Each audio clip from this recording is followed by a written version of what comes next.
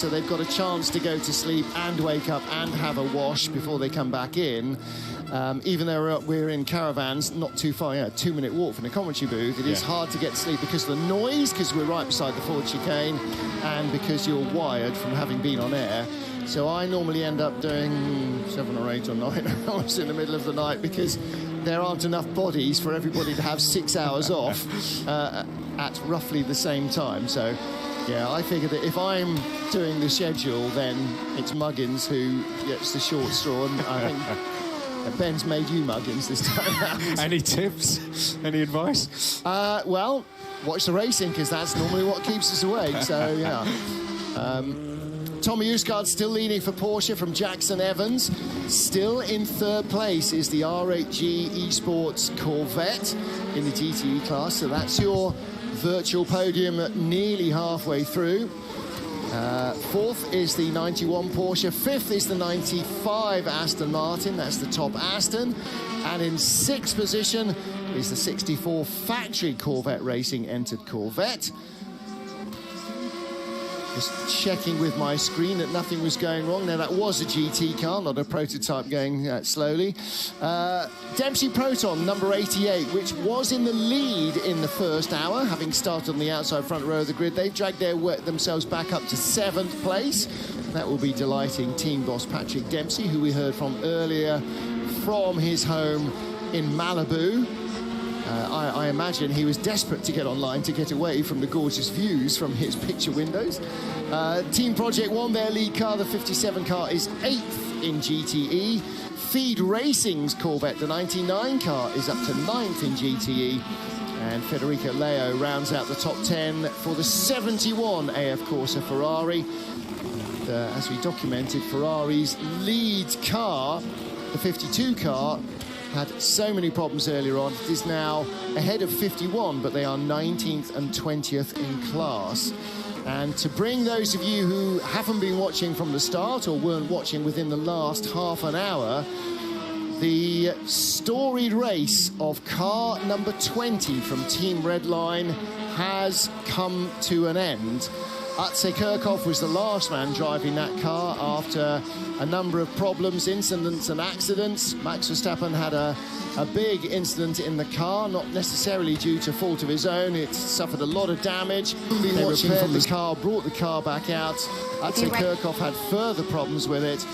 And disappointingly, Team Redline, within the last hour, announced that that car has been officially retired. We saw shots of it in the garage. So we are down to 49 of our 50 starters still running in the race. So car number 20 for Team Redline. And that was Team Redline's real, front line entry, and definitely one of the pre-race potential winners. Their race, despite all of their hard work and effort, was not favoured by any kind of luck other than bad, and that car is out of action. Other cars have had their problems. In fact, one car that we thought within the first couple of hours was out of the race, car number 14, the Fernando Alonso Rubens Barrichello All-In Sports entered car, that ran out of fuel as a result of a glitch in the game, not allowing Fernando to fuel during a pit stop, and was then, we believed, retired. But there was a red flag because of a server crash, and when you recover from a server crash, it resets the entire game, and that was an opportunity for the organisers to put the car back in the race. It didn't go back on the lead lap, it went back at the tail of the LMP2 class, but it did at least mean that the drivers got a chance to race. So that car is still running. Fernando Alonso was 30 kilometres into a bike ride by all accounts when the news came through to him. So like everybody else, I guess, he had his phone with Strava on to just document that quick spin halfway through, 75 kilometre or 100 kilometre ride, whatever it was, and he came back to get on with the race. But at the front of our field, as you can see on the timing pylon, car number 1 is our race leader, Louis Delatraz, Rebellion Williams, up to 2nd place, Jesper Pedersen for Bike-Oles. 3rd place now, Agustin Canapino in the 13 Rebellion Williams eSports car. And down to 4th place, 2Cs Motorsport. That is Isa bin Abdullah Al Khalifa, but again, he has been doing a really solid job in that car, losing very little time to the cars around him. And he took that car over in 2nd place from Ollie Rowland, but now in 4th position and still within a minute of the race leader. Arthur Rouget 5th for Rebellion Williams, so they got 3 cars now in the top 5, not the top 7. Pierre Gasly up to 6th in car number 24 for Veleche Esports.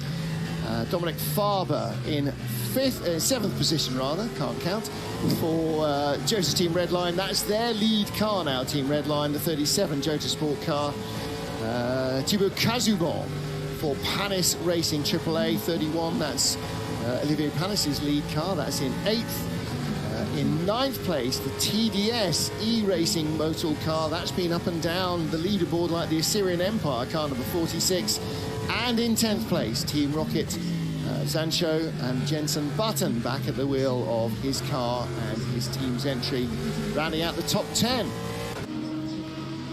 So Toyota Gazoo Racing, having had one stage early on in daylight, at least one, if not maybe briefly both cars in the top 10.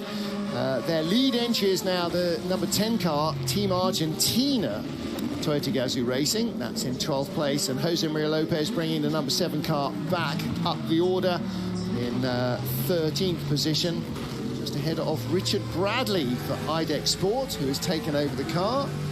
So Richard was driving in our studio. That's still him. That is still him. So he is back in the sim here, having taken... must have taken it back over at the last pit stop. It wasn't Richard in beforehand, was it? Given the rig is right in front of us, there I know, is still, but all I can see is a screen and a white T-shirt below it. And so I know Richard was wearing a white T-shirt earlier. I know from the timing he is in the car now, so he is in the studio with us. As is our other race driver, or our other rig in the studio is occupied, and that is the Cinetic Alpine Elf car. Hi, welcome to Mixer. We're glad you decided to grow your... Last driver change, Andre Negrau took over. Hi, welcome to Mixer. We're glad you decided to grow your community with us. But Andre Negrau is driving. So he is in that car, in the 36 car. So he has just recently taken over then the Cinetic car from Pierre Rag, who is the man who's been driving the car in the studio. Thomas Laurent is elsewhere in Paris on his own rig, but Pierre Rag is still in the rig, isn't he? Rag is in the rig. Yeah. So he's obviously, again, chatting with the engineer after that stint finished, doing a bit of a debrief, presumably before he trots off back to the same place I'm going to in a few minutes, because they're staying in the same hotel as we are, just around the corner, behind the Elysee Palace on Rue Faubourg Saint-Honoré, which, as fashionistas will know, is ground zero for posh Paul's fashion in Paris, isn't it? So you've been out shopping? I have definitely not been out shopping. It's just an address I recognise. It's like Bond Street. You don't have to go there to know that you can't afford anything. I was particularly worried to see that there was a bag in our room from my wife, who is also staying with us on this particular street. Your wife, who's also staying with you, we should just clarify that very quickly. Actually, I say us. It's because I've also got my dog there. Very weird to have a dog in my hotel room. That's why it's us. Thankfully, her bag was from Decathlon, but I'm sure Decathlon's more expensive. Actually, the tennis balls are more expensive on this particular street than they would be anywhere else. But well, I don't think there is a Decathlon in Rue Faubourg Saint-Honoré. Apparently there is. Really? Yeah. Wow. Yeah, exactly. But it does mean that our beers were very expensive the other night. Oh, wow, yes. Now I've done the maths trying to get myself to sleep. Martin, what a sterling job. Thank you so much. I don't know why I gave myself the graveyard shift, but anyway, well done me. You can get yourself off to sleep and see you in the morning. That's a decent night's sleep, that time that you've got. I'm going to do 2 hours here and 2 hours there, and Chris definitely got the worst end of the stick. I don't know how that ended up. I'm sorry for that, Chris, but... what did I do? Somebody's got to do it, right? Yeah, it's all good. Somebody's got to do it. So I'm kind of slightly catching up, but Martin's done a great job there of updating kind of the main stories, and what a shame to see the Team Redline car that when I went to bed was pretty much in the lead. In fact, I think it did take the lead with Max Verstappen when I fell asleep. Other big story that I've managed to catch up on, and big shout out to Jimmy Broadbent, who is now at 500,000 subscribers, I should say, on his YouTube channel. I said it was going to happen on Monday when he was on my chat show, and he did not believe me. He had to get 4,000 or 3,000 something followers in this particular race. They gave him a little push earlier on, but an amazing achievement for a guy who sits in his shed driving cars, making silly videos, to have 500,000 followers on YouTube, and he certainly deserves that Nissan GTR that he recently bought himself. Yeah, I mean, I actually met Jimmy for the first time when we went to commentate on the Gran Turismo World Tour in Nürburgring, and he had never commentated before then.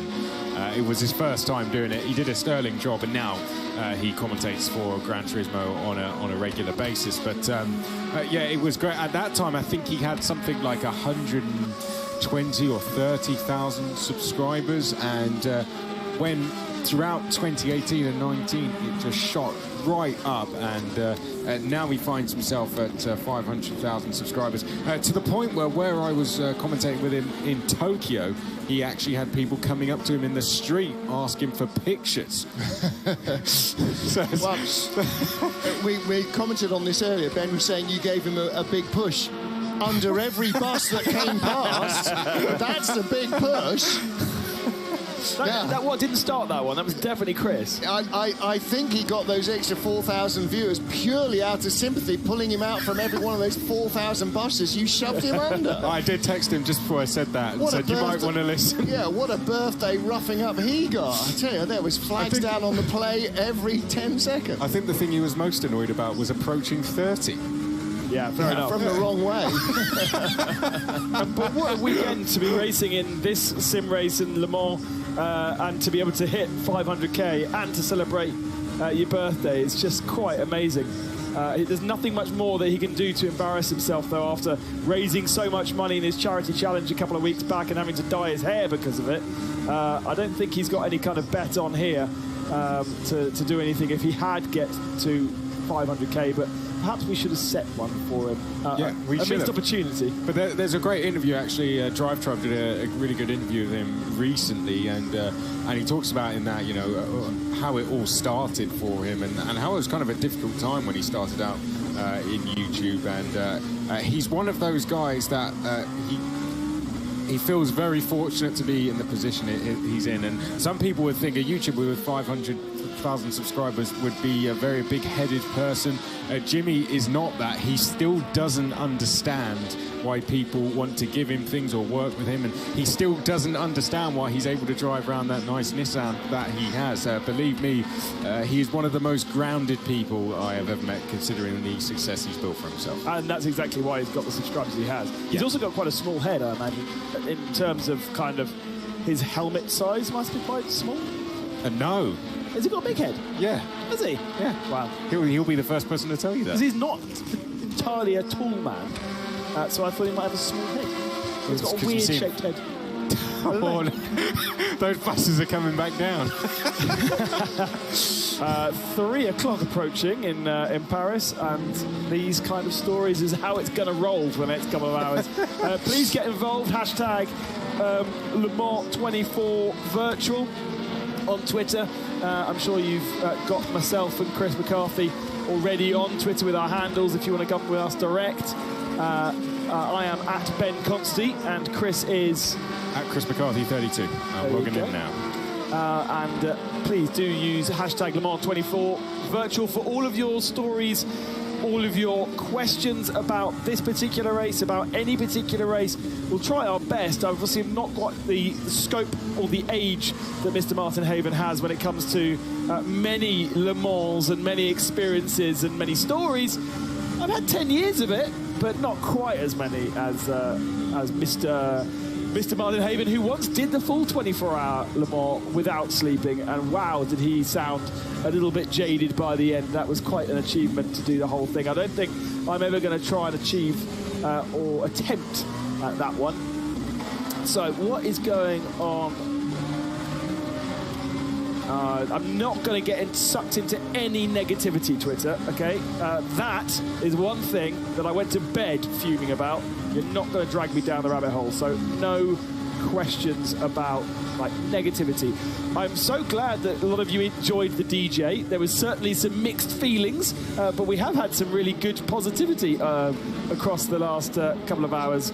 Seeing the DJ come on, I know that I was watching Jimmy stream and he had no idea what to do. Of course, they couldn't stream the sound because they've had issues on Twitch and on YouTube with copyright issues if they were streaming the sound. Right. Somehow we, from our stream, got away with it, but others were struggling, so they had to mute the DJ to make sure they didn't have a strike and then have the whole thing taken down. So a little bit of a messy time for anybody who was streaming, but I think everyone pretty much got away with it. I have had that issue on YouTube where you're streaming some music and all of a sudden they just take away your sound. Thanks very much. And then you have to like stop your stream and start it again to get it back. Yeah, there we go. It's something that happens. Unfortunately, it's something that YouTubers, I'm sure, would say that they've had problems with as well. But I'm glad people did enjoy the concert. I know there were some mixed feelings out there, but when I was in Le Mans last year, I went and saw the concert for a little bit. Yeah. So, yeah, I think if you're at Le Mans and enjoying the party atmosphere, there's no harm in dropping out for half an hour to watch a concert and coming back in. You don't miss. Sometimes you will miss a very significant thing. You tend not to, though. It doesn't tend to be a time of day, night where drama happens, although, to be honest, it can happen at any moment at Le Mans. For some reason, that kind of time is you know, there's a rhythm going on, nothing's really happening, the dead of night is coming, but unless you have rain showers and stuff, it tends to be a calm period. Just getting messages in already on Twitter and keep them coming in. David Wilkinson saying about the bike-collars, which is on an alternate strategy in the Le Mans 24 Virtual, and is edging closer to the lead Rebellion with every round of stop. So good spot there by David Wilkinson, who's been keeping an eye on the bike-collars car very closely, and we can see that gap, Ben, is coming down. It's below 30 seconds now. That's a car that's had a lot of problems, a team which has had to keep their head up during this race. And bike-collars, just to be where they are at the moment, is very impressive. They have kept that gap within 30 seconds. And look to the top left of the screen. That's how long we have left in the race. Yes, you are reading it correctly. 12 hours and 10 minutes. So there is still a long way to go in this race. We are going to 3 p.m. Local time here in Paris tomorrow, as we would usually be at the Le Mans 24 hour. So keep the messages coming in. We are here. I'm here with Ben for the next couple of hours, and I know he's here for a few more hours than that. So when Ben walks outside, this is always the weirdest thing about these events, and I always say this to people, Ben, when you come out of the studio, you're like, oh, it's light again now. Yeah, by the time I get out, there'll be life outside. The boulangeries will be baking, and you'll be able to go into a cafe. Yeah, straight in. It was actually light when I went outside last night, like 11 o'clock at night, and suddenly, oh gosh, it actually is still light. That's amazing. But we weren't too far away from all the ghastly protests and yes, chaos that was happening, but actually it ended up being quite quiet around us. So touch wood, that's going to stay the way it should be on Sunday.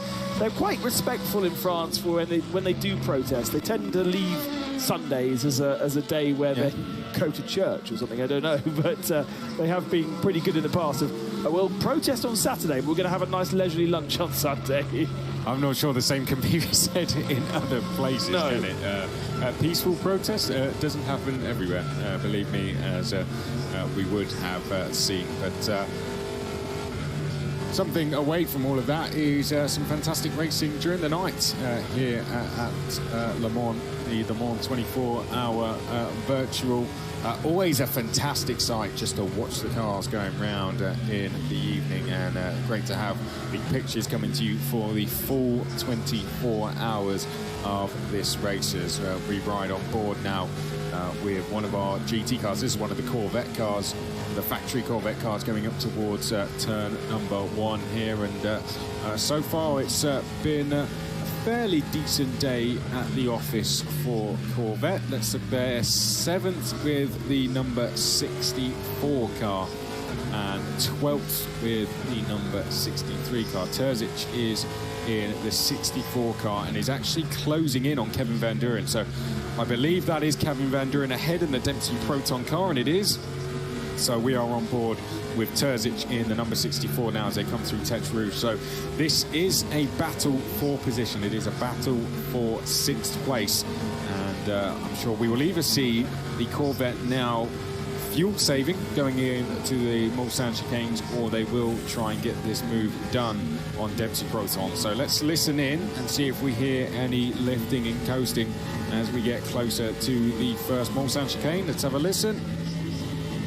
Yes, there you can hear it, lifting off the throttle. So Terzic on fuel-saving mode during the night. It's two things, though, isn't it? You're getting closer and closer, but you know that perhaps if you carry on that momentum, you're not necessarily going to make a clean pass. And going into those chicanes, it's amazing that whilst they're there to slow you down, the first part of both chicanes on the Mulsanne straight is actually quite a fast entry. You carry your braking all the way through, that first one at least, until the left part, not the right part. So it's actually a bit tricky to get a proper dive down the inside done at either chicane. And so for that Corvette, as long as it's sitting close by and he's happy with the pace of the Dempsey Porsche, no need to risk anything. Yeah, and I'll tell you what, one thing that must be frustrating is that Dempsey Proton is probably going to be, Kevin Van Duren's going to be looking in his mirrors going, go past me, and Terzic is going to be saying, no way, I'm going to sit behind and I'm going to use the tow and fuel save.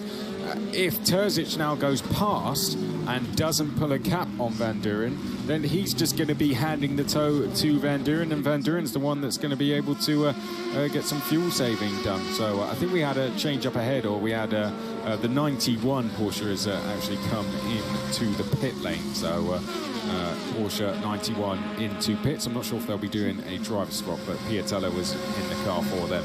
We're halfway through the 24 Hours of Le Mans virtual here from our studios in Paris, just a couple of hours away from the Le Mans Circuit de la Sarthe.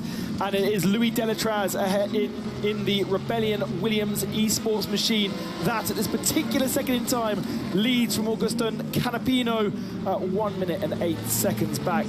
Esteban Guerreri from the Bicoles car that was on pole position sits in 3rd spot, and then the 2Cs Motorsport that's been right up there in the hands of Abdullah Al Khalifa is in 4th. Arthur Rougier for Rebellion Williams eSports 03 car, 2 minutes and 1 second back, and then Dominic Faber for Jota Team Redline, the first of the Redline cars, the mighty 37. Back, and then Dominic Faber for Jota Team Redline, the first of the Redline cars, the mighty 37.